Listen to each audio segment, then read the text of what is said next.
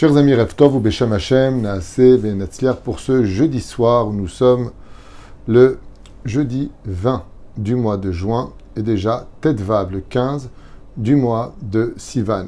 Ce soir, c'est l'Askara de la grand-mère et la mère de Denise Bat Aaron Naïm. Je suis racheté par la famille Naïm, enfants et petits-enfants, pour ce jour de cet enseignement du Or HaChaim HaKadosh Rabbi Chaim Ben Attar, Zecher Tzadik Vekadosh Ivracha, pour l'élévation de l'âme de cette tzadika, Shalcha Lebet Olama, Sarah Denise Bat Aaron Naïm. Et on pensera en même temps, avec sa permission, pour cette soirée, à tous nos chatoufim, toutes les personnes encore en otage prises dans les tunnels de l'horreur. Et puis bien sûr, les Nunishmat, Kol Mete Israël, Kol HaChayalim Shelanu Shel Masroet Nafsham, les Kiddush Hashem. Hashem est comme Damam Be'ezrat Hashem et qu'on n'ait que de bonnes nouvelles. Protège-nous, le Chayalim, Ve'am Israël, Ve'chol Atar Ve'atar. Merci en tout cas à la famille Naïm d'avoir acheté ce shiur. Merci de nous soutenir. Merci de soutenir la Torah. On pensera bien sûr une grande refouach shlema pour tous les malades d'Israël. Ve'chol Atar Ve'atar. Et on commence sans plus tarder cet enseignement pour l'Askara Be'ezrat Hashem.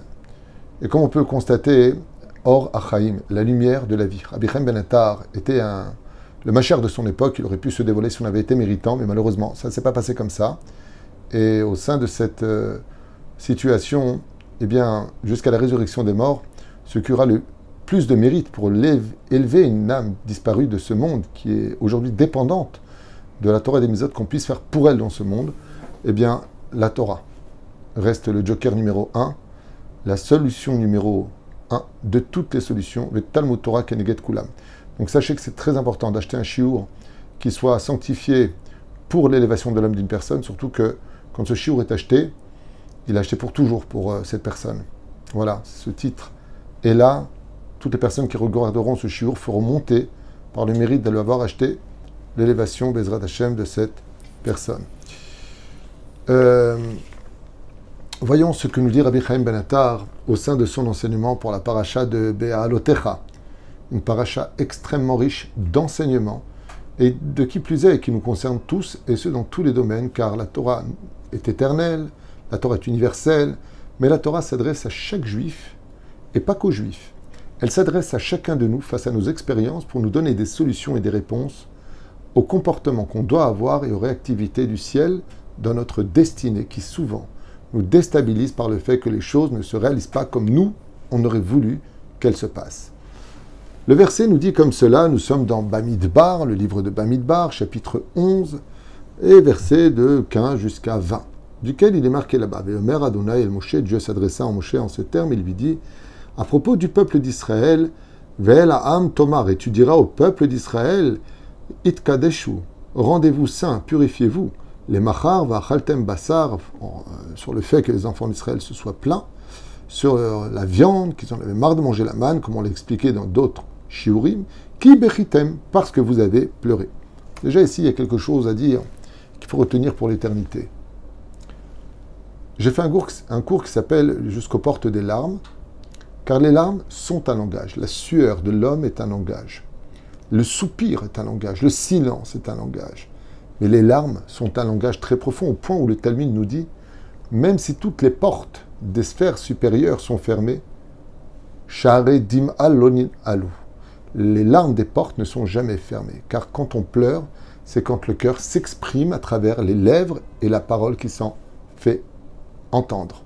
Et ainsi donc, la situation de cette valeur qu'ont les larmes, quand on pleure avec des larmes, c'est qu'on pleure avec sincérité, peut être très mal pris dans le ciel pour ceux qui pleurent pour rien.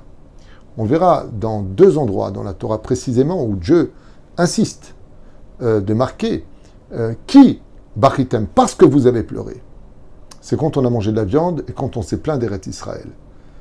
Et qu'est-ce que nous dit Dieu? Puisque vous avez pleuré pour rien, je vous donnerai maintenant des larmes qui seront justifiées. C'est terrible à entendre, parce que ça vient nous faire comprendre et réaliser combien le Créateur du monde déteste les gens qui se plaignent, ou pire, ceux qui pleurent pour rien. Si tu pleures, c'est que c'est sérieux. Vous savez, j'avais donné souvent cette image pour la fête de Rosh Hashanah. Aux sages de poser la question et de dire, comment se fait-il que si on n'a pas de chauffard qui vient de la corne du bélier, on ne peut pas sonner du chauffard, par exemple de la trompette, qu'on retrouve aussi dans cette paracha, la trompette qui est faite de cuivre. Pourquoi? S'il n'y a pas, on prend autre chose. Réponse, non. Pourquoi? Parce que Rosh Hashanah, c'est le jour du din, c'est le jour du jugement. Et il est impératif que chaque juif et chaque créature dans le monde fasse une teshuva sur la sincérité de ses problèmes.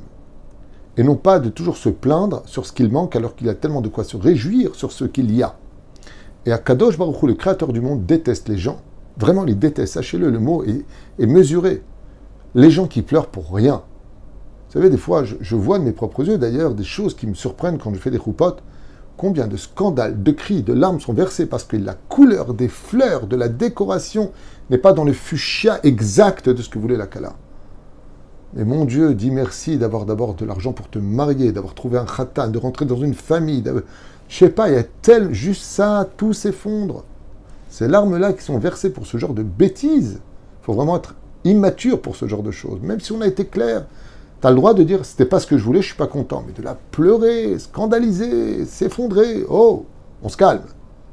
On se calme, parce que les larmes ont été versées pour la perte du temple.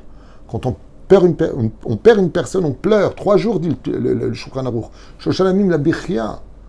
On pleure parce qu'on a perdu le temple. Tikkun chatzot. On pleure pas pour des bêtises.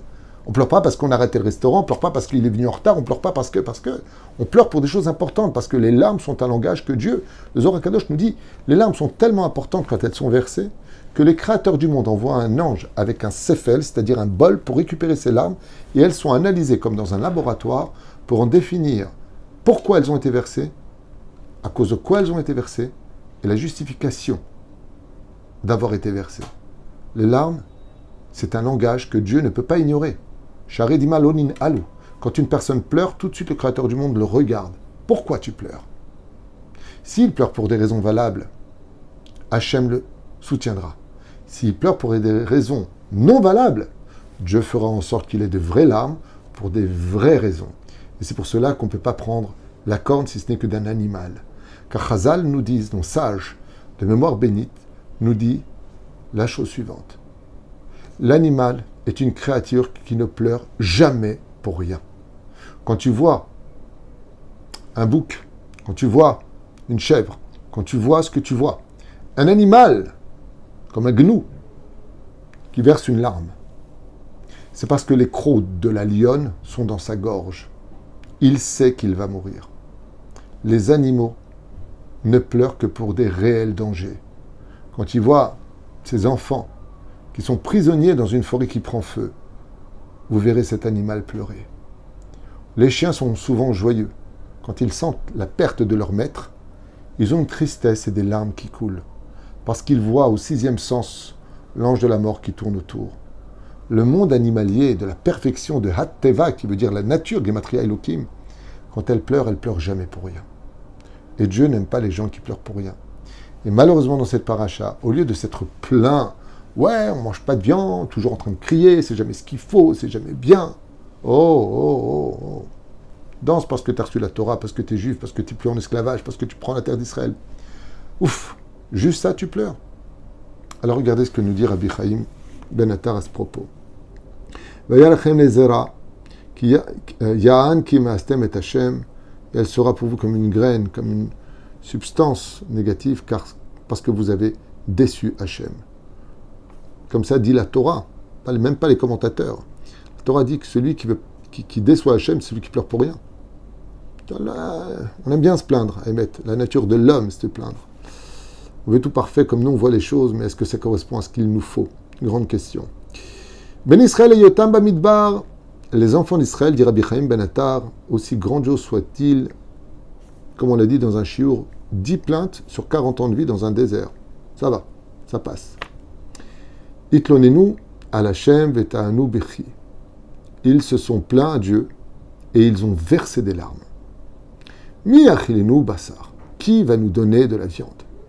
Klomar, ce qui veut dire, les ta'anatam, selon leurs arguments, Hemlo eminu shakadosh baruch hu lechol esapek basar lechol am Israël.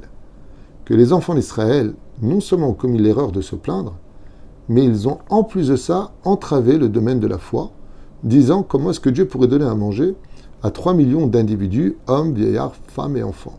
Comment Dieu va nous donner autant de viande? Ils doutent des capacités de Dieu ou de la possibilité pour Dieu de nourrir tout le monde. Alors qu'on dit dans le Birkat Amazon, Zan umfarnes la kol. Dieu ne nourrit pas que les juifs, il nourrit les non-juifs et il nourrit jusqu'à la plus petite des créatures. Comment c'est marqué là-bas? Miarem ve'ad à, je ne me rappelle plus, à Kinim, Kina, un truc comme ça. Oufren et Klomar, le Tanatam, ils remettent même les possibilités de Dieu, car les larmes apportent d'autres larmes. Et Yot Medubar Be'am, Shel millionnaire Anashim, car on parle ici de 3 millions de personnes. Et leurs pleurs étaient des larmes de désespoir, alors que la Shrina était présente parmi eux, et que tellement de miracles ont été vécus, ils ont osé dire à Moshe, Mi ya'achilenu basar, qui pourra nous nourrir alors qu'on est si nombreux? Déjà, cette question-là, elle est dans un déni total, parce qu'il suffisait simplement de se retourner. Je vous rappelle que dans les parachutes qui vont suivre, on verra qu'ils ont tellement de troupeaux et d'animaux avec eux qu'ils ne peuvent même pas les rentrer en Israël, qu'ils vont prendre l'autre côté du Jourdain, où la tribu de Réhouven, Gad et la tribu de Ménaché vont s'y installer, parce que Gad, ils ont des troupeaux, Réhouven, ils ont des troupeaux, la tribu de Ménaché va les surveiller. Donc déjà, au lieu de poser la question à Dieu, il n'y a pas plus aveugle que celui qui ne veut pas voir, et il n'y a pas plus sourd que celui qui ne veut pas entendre. Et cette règle-là nous est donnée ici parce que Dieu va se fâcher. Et regardez, Akadosh Baruch Hu ba ve'omer le Moshe Rabbeinu. Moshe vient, Akadosh Baruch Hu vient et dit à Moshe, Shagil les Bnei Israël, qui disent aux enfants d'Israël, Shouye sapek la em basar, ne vous inquiétez pas, de la viande vous allez recevoir ad shimmas lahem. Il y a une explication qui est très dure à entendre, c'est ce qu'on appelle fait de la tzedaka sur le dos des autres. C'est-à-dire que, en réalité, les enfants d'Israël savaient qu'ils avaient de la viande, mais ils ne voulaient pas toucher leur capital. Alors ils ont dit à Dieu, peut-être que tu nous donnes de la viande qui vient de toi. Nous, ce qu'on a, c'est à nous. On va rentrer dans un pays, on a besoin de nos économies. Donc si tu veux nous donner, tu nous donnes de ce qui vient de chez toi. Ok. Écoutez bien. Et ils ont parlé dans un langage de désespoir. Akadosh Baruch Hu dit à Moshe Rabbeinu qu'ils disent aux enfants d'Israël, Shui sapek lahem basara chimmas lahem. Puisque vous me provoquez, a dit Dieu, de la viande, vous allez en avoir jusqu'à en vomir. Vous ne serez pas punis parce que vous avez demandé de la viande, mais vous serez punis parce que vous passez votre temps à vous plaindre, alors qu'il suffisait simplement de demander. Et en plus, dit Rabbi Chaim Ben Attar, les enfants d'Israël commettent l'erreur de limiter Dieu. Et n'oubliez jamais cette phrase, cher ami. Dieu n'a de limite que là où toi, tu le limites. Si tu dis, par exemple, non, c'est fini, il ne pourra pas guérir, c'est que tu estimes que Dieu ne peut pas le guérir. Alors Dieu ne le guérira pas. Ne limite jamais, par ta mauvaise bouche, les possibilités de celui qui a créé l'infini. Ar benosaf lekar. En plus de ça, dit Rabbi Chaim Ben Attar, Hashem bikesh mi Moshe Rabbeinu sheomar lahem shitkonenu lemachar ki az yikablu et abasar. Et là, Moshe Rabbeinu met le peuple d'Israël en garde en disant, ce n'est pas aujourd'hui que vous allez recevoir la viande, c'est demain. C'est bizarre que pour un langage éternel si spirituel, on ait des termes techniques d'attente, de temps, d'heure, à attendre. Pourquoi? C'est ce que va développer Rabbi Chaim Ben Attar. Moshe Rabbeinu dit aux enfants d'Israël, au nom de Dieu, Dieu demain va vous apporter autant de viande que vous voulez, seulement préparez-vous pour demain. Vitkadashu, sanctifiez-vous. C'est bizarre. Je ne savais pas d'abord qu'il fallait être pur pour manger de la viande, ce n'est pas un sacrifice pour être pur.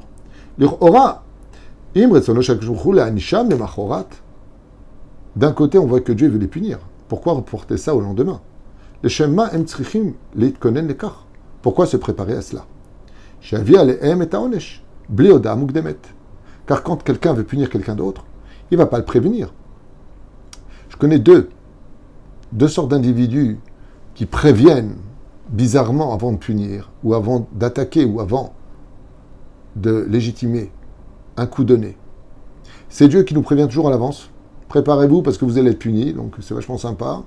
Et l'armée d'Israël, quand on doit bombarder des lieux précis où se trouvent des armes qui nous envoient des missiles, des bases de missiles, on prévient 2-3 jours à l'avance, nous allons bombarder à telle heure, avec telle bombe, tel endroit, poussez-vous, des tracts, des bonbons, allez-vous-en, parce que là-bas, il y a des choses, on va...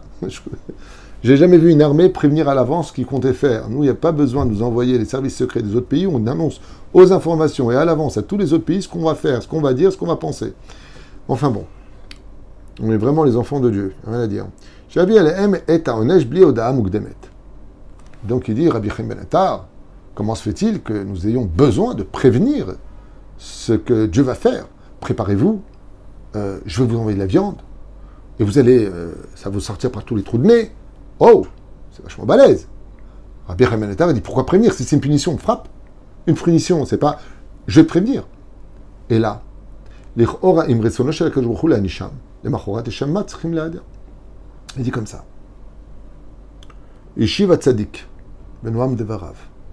Rabbi Chaim Ben Attar, il dit, je vais te dire pourquoi.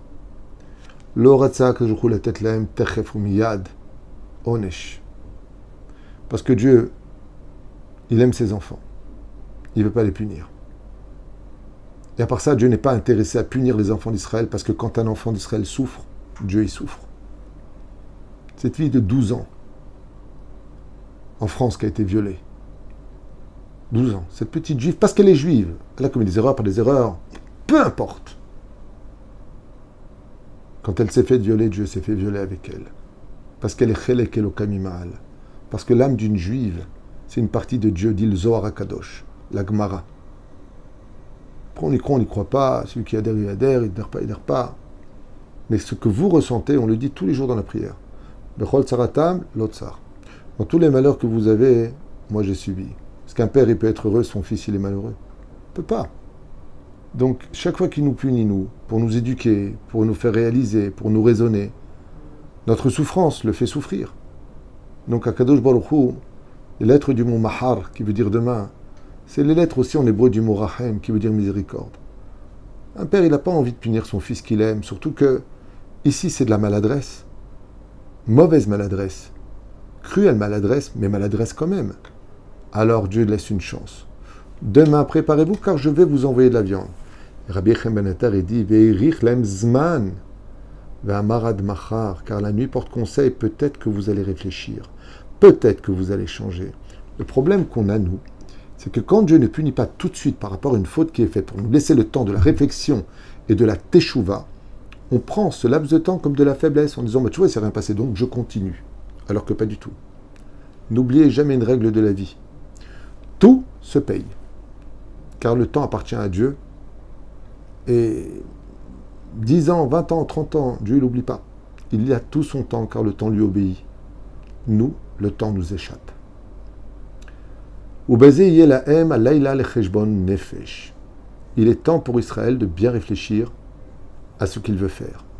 Donc Dieu repousse au lendemain. Peut-être qu'ils vont regretter, faire teshuva, se repentir. Mais Nachem Hashem al Ara'a. Et l'Éternel, dès qu'un juif demande pardon à Dieu, d'un cœur sincère, et que cette fois il va pleurer pour demander pardon, et non pas pour se plaindre pour rien, tout de suite Dieu pardonne. Car Dieu n'a aucun intérêt à exterminer son peuple. Klomar, car l'Éternel, notre Dieu, rempli de miséricorde, et Dieu ne veut pas la perte du rachat, il préfère sa teshuva venue de son cœur et d'un libre arbitre, et non pas avec un couteau sous la gorge. Et la kol retzono chez Tivo et Maaseem, faites teshuva. Le Yetzer Hara vous a eu, je vous ai donné la Torah pour l'améliorer. Devenez Yetzer Hatov. Et you tovim yoter, comme c'est marqué dans le Teilim 104, verset 38. Itamu hataim ina aretz urushaim od enam. Que cesse l'impureté, les fautes sur la terre, et que les Réchaïm, c'est-à-dire le mal qui est en nous, ne soit plus. Mais Darchou, d'ailleurs, on dit ça à la dernière prière de l'année, là, le jour de Kippour, que Akadosh Baruch Hu n'est nullement intéressé d'exterminer ces créatures qu'il a créées pour faire vivre et non pas pour mourir. Darchou Chachamim, nos sages nous ont expliqué, Itamu chataim velo chotim, que les fautes cessent, mais pas que meurent les fauteurs. Qui a liédé chez Aspiku, la chatom melegvar enam chotim, car dès que tu arrêtes de fauter, c'est la faute elle-même qui était visée. Et donc, ça me rappelle une fois un homme qui avait crié sur son épouse, et sa femme lui a dit « Mais comment tu me cries dessus ?» Et son mari lui a dit « Chas v'shalom, je ne me permettrai pas de te crier dessus, ma femme. Tu as trop de valeur à mes yeux, toi. Je criais juste sur ton Yetzer Hara. » C'est un peu l'image que veut dire Akadosh Baruch Hu. Je n'aime pas le mal qui est en toi, mais toi je t'aime. Oufren, pour finir, il dit